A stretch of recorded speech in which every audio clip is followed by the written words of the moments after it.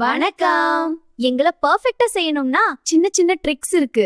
அது தெரிஞ்சா ரிசல்ட் வேற லெவல் மாறிடும். கவனமா கேட்டுக்கோங்க. நான் மல்லிப்பூ மாதிரி சாஃப்ட் ஆகணும்னா இட்லி மாவு அரைக்கும் போது கொஞ்சம் அவல் சேர்த்து பாருங்க. அது மாய்ஸ்சர் பேலன்ஸ் பண்ணும். அப்போதான் நான் லைட்டாவும் சூப்பர் சாஃப்டாவும் வருவேன். பூரி பலூன் மாதிரி ஊதி கொள்ளணும்னா மாவுல கொஞ்சம் ரவை சேர்த்து பாருங்க. அது மாவு ஸ்ட்ரக்சரா ஸ்ட்ராங் ஆக்கும். அப்போதான் நான் ஃபுல் பஃபியா வருவேன். பரோட்டா லேயர் ஸ்ட்ராங்கா வரணும்னா க்ளூட்டன் தான் சீக்ரெட். மாவு பிசைஞ்ச பிறகு நல்லா ரெஸ்ட் கொடுக்கணும். அப்போதான் க்ளூட்டன் டெவலப் ஆகி நான் எலாஸ்டிக் ஆகிடுவேன். அதான் நான் லேயரா பிரிறேன். தோசை கிறிஸ்பியும் டேஸ்டியும் வரணும்னா மாவு நல்லா புளிக்கணும். மாவு அரைக்கும் போது ஒரு கைப்பிடி அளவு சாதம் சேர்த்து பாருங்க. அப்போ மாவு நல்லா ஃபெர்மெண்ட் ஆகும். நான் கோல்டன் கிறிஸ்பியா சூப்பர் ஃபிளேவர்ஃபுல்லா வருவேன். நான் கிறிஸ்பியா நீண்ட நேரம் இருக்கணும்னா பஜ்ஜி மாவுல கொஞ்சம் அரிசி மாவு சேர்த்து பாருங்க. அது கோட்டிங் ஸ்ட்ராங் ஆக்கும். நான் சாகி ஆகாம கிரன்ச்சியா இருப்பேன்.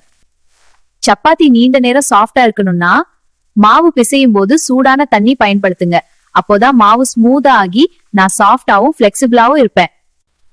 சின்ன ட்ரிக்ஸ் தான், ஆனா வீட்லயே பெர்ஃபெக்ட் டேஸ்ட் கிடைக்கும். மறக்காம லைக் பண்ணுங்க. நியூட்ரி டாக்ஸ்க்கு சப்ஸ்கிரைப் பண்ணுங்க.